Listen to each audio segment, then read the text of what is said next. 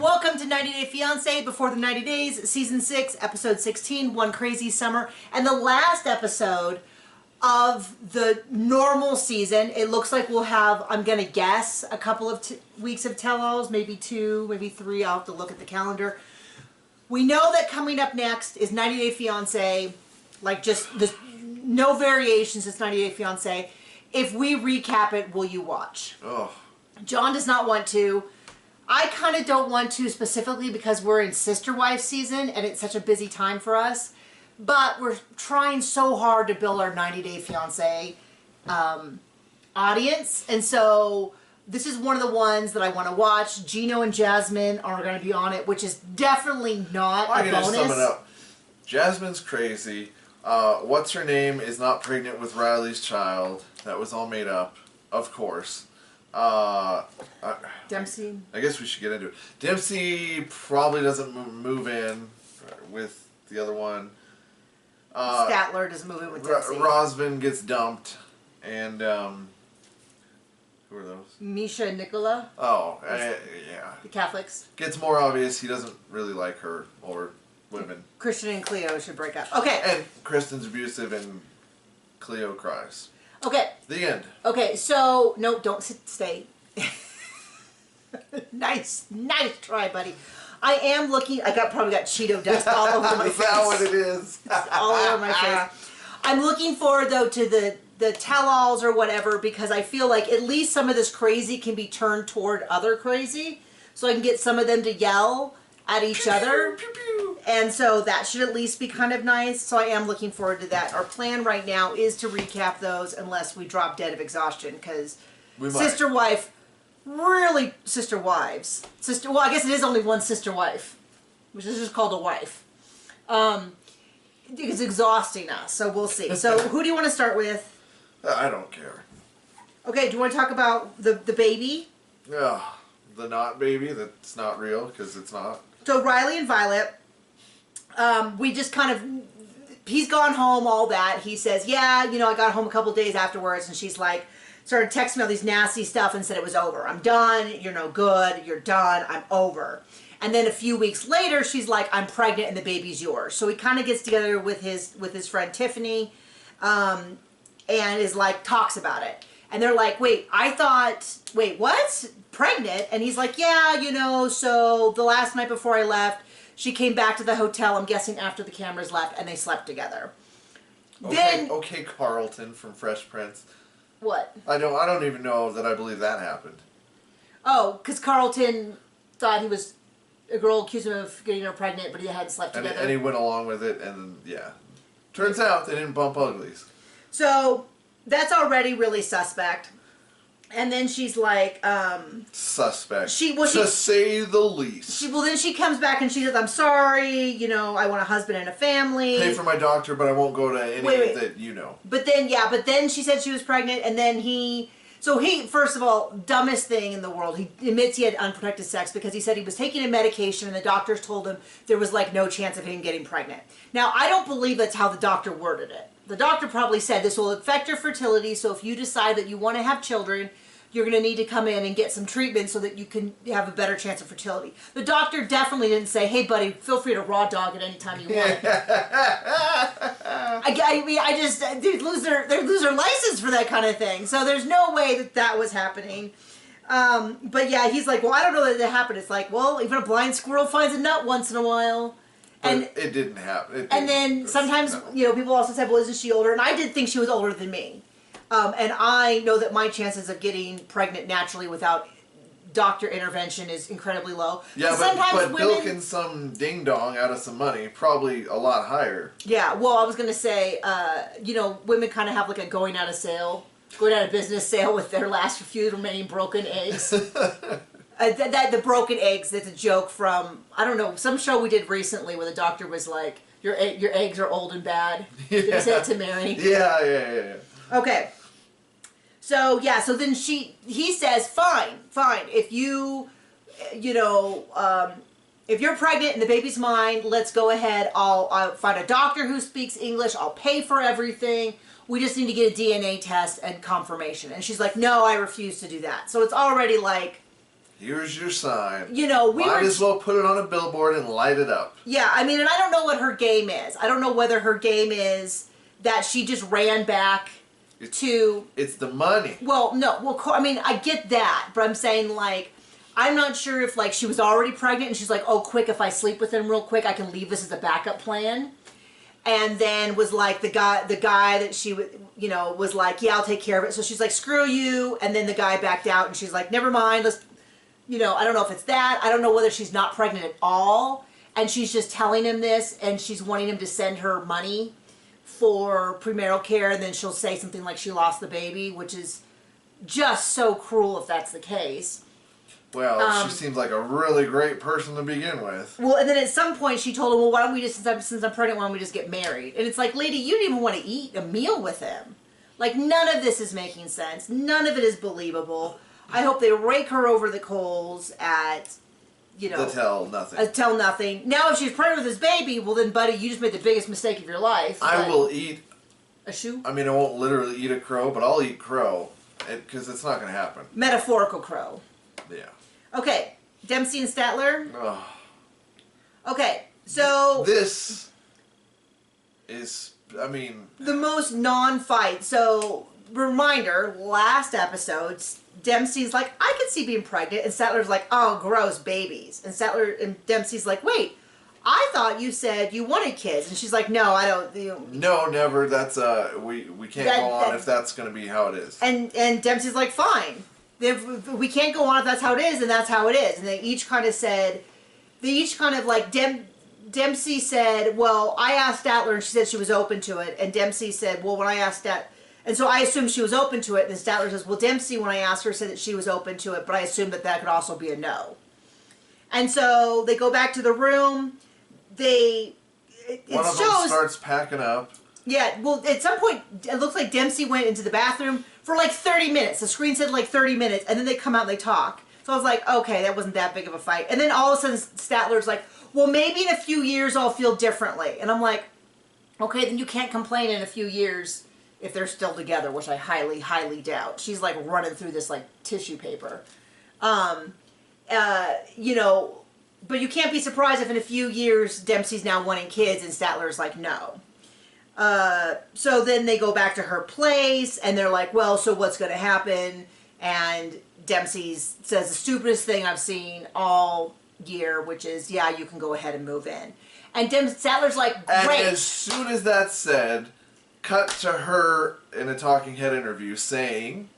Well, she's saying, well, I'm going to be here in a month, but I don't know if I can deal with the bathroom not being plumbed, the cold water in the shower, and no Wi-Fi, and no this and that. And John's like, man, you just really... She just got her way, and, like, she doesn't really want this. Well, what's weird to me... She's not as into it as she pretends. The big thing that stood out to me, and you said this as well, is this whole, like, I'll be back here within a month, and it's like... Do you not need visas? And I was like, maybe she has a visa from the last girl.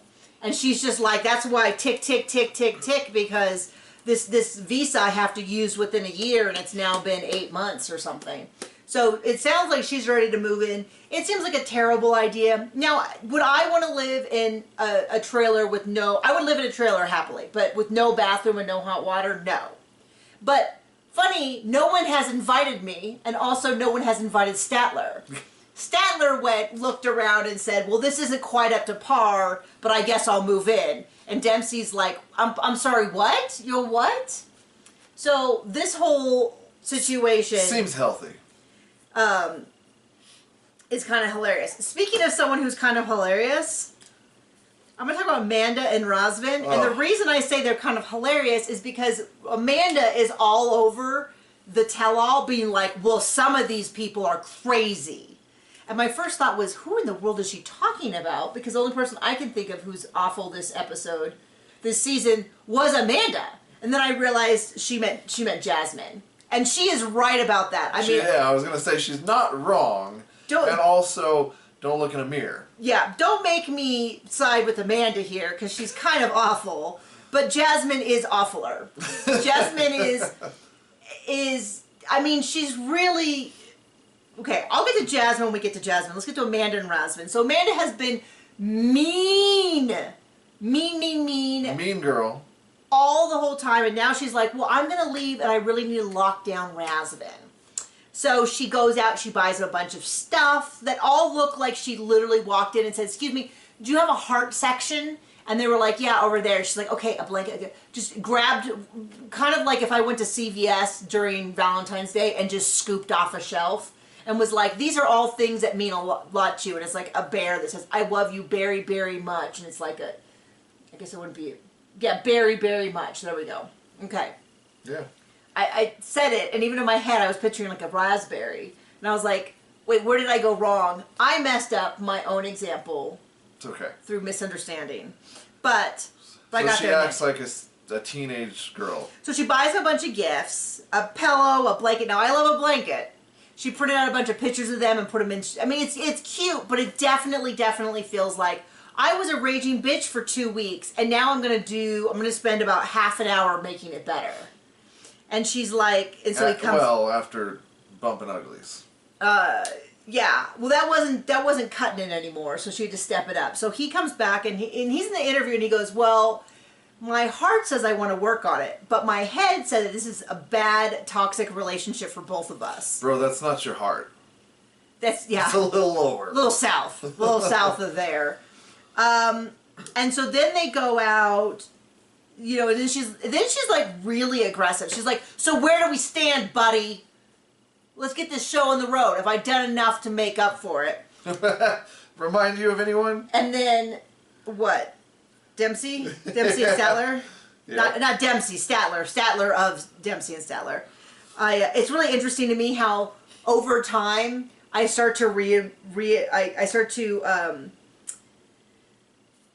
reorder the names of the couples according to how much I like them. So it became Dempsey and Settler. It became Cleo and Christian. It became Gino and Jasmine. I have Amanda and Rosman, but that is not. Some of these are, it's. Well, I don't dislike bad Rosman. apples. But Gino yeah. and Jasmine? Yeah. About the same. I could watch Gino. Jasmine is actually. I didn't say he was great, but I'm saying I can watch him. Whereas Jasmine, Whoa. We were fast forwarding through it on my computer, and all you heard from Jasmine was, it was like incomprehensible, like a dolphin on speed. So we slowed it down, and guess what? It was worse. It was the same. No, anyway, so Amanda gives Rosman a card, which sounds exactly like what you would read in a yearbook. Wow, what a great time we had. I can't wait for all the fun future stuff we're going to do together. Like, didn't it sound like a yearbook thing? Yeah. And then he's like, and then she really does lay out the thing that cinches the deal, which is she's like, I've been thinking about your visa, and I thought that Thanksgiving would be the perfect time for you to come because you could meet my whole family. Which is not, as near as I can tell, immediately after she was there. It's actually quite a few months later. But she does the good play, which is to make it sound like that way he can meet more of her family. So, like, sure, he's not coming for a few months, but it's so that he can meet more of his family. And hook, line, and sinker, he takes the bait. Is that your stomach? Yeah. Oh my gosh. I guess I'm hungry. I don't know if they can pick that up on the camera. I doubt it. But I was like, is the dog whining downstairs? Does somebody get their paw caught in a bear trap? What's going on? Just your stomach whining for so long. Okay. Yeah, so they're going to stay together. He's excited. He's going to move forward with this. It seems like the worst idea ever. Well, I mean, compared to other couples, I guess she's not pretending to be pregnant. I'm going to do Cleo and Christian because I don't like them at all. So I don't get like when specifically Christian and how abusive he is and how Cleo refuses to see it. I don't know if we use the word abusive here. Emotionally abusive. I'm going to say emotionally negligent. Manipulative. Boring. Oh, sorry. That's actually not but no, manipulative. No, I just don't think it qualifies as abusive. I think he's an F-boy. He's a playboy. He saw a great way to get on TV and earn some extra money. He saw how a lot of these guys leave the show and he'll get a bunch of girls. That's what I think. Because he just doesn't seem one that into. I just don't get Cleo's like, I might lose Christian even though I love him. I'm like, I haven't really seen a level of interest in him that equals love. Two, the guy's offered nothing interesting. It sounds like her issue is that... Well, he can pick up a girl at a bar that never wants him to be picked up and is just like, oh. I mean, it's really like when you... I know you didn't date much. But I occasionally would date guys and I'd be all like, oh, I'm so bummed about them. And then 6 months later you look and you be like, oh my gosh, oh, I'm giving myself the ick just imagining how much I like this guy. That's what this feels like. And both Christian and Cleo seem to have the same impression, which is like, because Christian says, yeah, we have a lot of stuff to get over, like the fact that Cleo is trans and autistic. And then Cleo says, yeah, I don't know that a lot of people can like me because I'm kind of like trans. I think she's autistic as well. I don't. Yeah. But it's one of those things where you go, okay, so you both have decided you both don't like her very much because of this? Like, find someone at least who thinks you're interesting and fun and isn't like, well, I guess I'll be with them despite the very manner of who they are. Like, you know what I mean? Like, people who have neurodiversity, ADHD, anxiety, all that kind of stuff, like, you deserve to have a partner who enjoys you. Doesn't mean that it's still not a bummer sometimes when you, like, freak out because you can't find parking. I'm not speaking from experience or anything. But, yeah. Like, you deserve to have a partner who likes you. It's good to find someone who likes you. Yeah, I mean, like, I don't know. I guess I'm just going out on a limb here and say that you should probably like your partner and not consider the very nature of who they are a huge imposition. So they're crying, and his basic takeaway is, hey, let's just forget about everything that happened on the visit and just move forward. And she's like, okay. I'm like,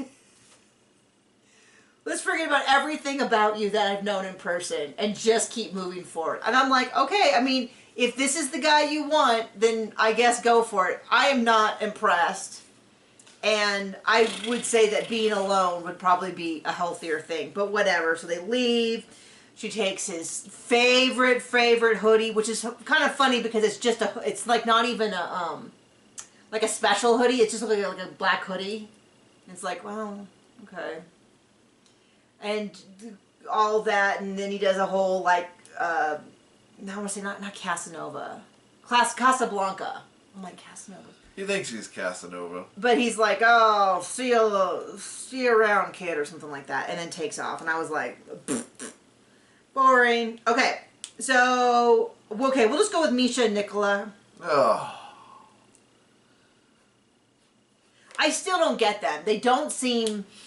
It seems like when she's kind of into him, he does not like girls. And when he's acting like he's kind of into her, she acts like he's an embarrassment. I just don't know why they're together. Maybe it's one of those things where you just have been together so long that you don't really sit and think about what you really want. Because he's like, I have no doubt I'm gonna do this. And so he's like, you don't ever accuse me of being romantic. So his other thing is that they're walking down a random street in Jerusalem, and he gets down on one knee and asks her to marry him without a ring or a string or anything at all. One shopkeeper in the background is like, hey, yay, cameras, yay, shop, yay, and then just like turns around and books it out of there. No one else is stopping. And he's like, will you marry me? And she's like, what? And he's like, yes or no? And she's like, right here? And he's like, yes or no? And he's like, I have no ring, yes or no? And she's like, yes. And he's like, yay! You told me I wasn't romantic, so I did it here in public. It's like, no, it's not just that it's in public. That's not what makes it romantic. Public has nothing to do, on the romance scale, public has nothing to do with it. In fact, I would put it towards the non-romance. But like, a beautiful bridge, a sunset, overlooking a lake, someplace symbolic, anything, not a random something side street. You think is romantic, how about the opposite of that, and maybe go there. So then he's like, well, let's go get you a ring. And then he's like, well, I thought I'd bring you along because you're very particular, you can pick out the ring, which I'm like, okay.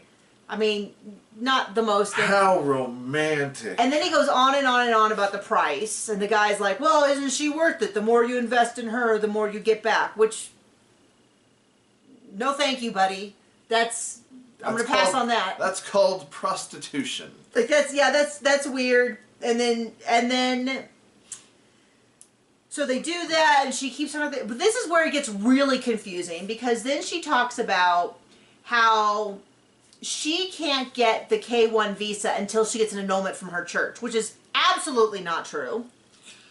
And the K-1 visa takes like a year and a half. Why not start that process now and then get the annulment from the church? They can get married without the church annulment. That's just something they want. But that whole thing was confusing. And then she was like, well, why don't you come stay with me in America for a bit so that we can build this relationship? And he's like, no, that's how the devil gets in. And I was like, wait, what? Is America the devil? Which, I mean, I can't always argue. Is it because you would be in America? Is it because, is he saying that being near her? His loins burn with passion. I guess so. I guess that's, I mean, that's most likely what he was referring to, but it was all very strange. And then I was like, does he really want to move to America? His mom is probably like, get over there. And then we're right back to, does he really want to marry her? Because it just seems, it's all very, very weird. Yep. Okay. All right. We've saved the most terrible for the most last. Okay, so this is Gino and Jasmine. They really dragged this out, and they gave us zero information. So praise the Lord, it's very little to say about them. For some reason, Gino is dressed as Freddy Krueger. He is. It's 5 months after they've last seen each other. The visa process has kind of is getting closer to an end. It's her big interview day. He brings over his cousin Dana. They put up a whole bunch of decorations from Panama because they're hoping that she'll call and she'll be like, yay, my interview's done. Instead, she calls up hysterical. It was never super clear to me what happened because the intro said that things went badly at her interview. So I was like, oh, she probably talked about his balls a lot. Yeah, we never ejaculate. Yeah, I mean, like, the stuff that I don't want to hear. How she got a bunch of butt plugs. Like, I don't know. I don't know. I'm sorry if there's a child in the room. Oh. I'm going to assume there wasn't. But instead, what I sort of got from it was that she went to the interview, they took her paperwork, but then said they didn't have time for an interview. And she absolutely flipped out of her mind and was screaming and yelling. Seemed to have asked no questions like, can I reschedule the interview? Can I do it next week? When will we get the interview? Will you call? Doesn't seem like she asked any questions. She had a friend drive her there. Unrecognizable to me. Again. I mean, and this is not even a critique about how she looks, although the lips are getting a little non-functional. Well, when they go to the side profile, it's terrifying. Well, it's getting to, as another reality show we watch, Botched, where they would say that the wet line is starting to be exposed and that her lips are starting to not be able to close, and so she's going to start drooling and being unable to drink water because it'll just drool everywhere.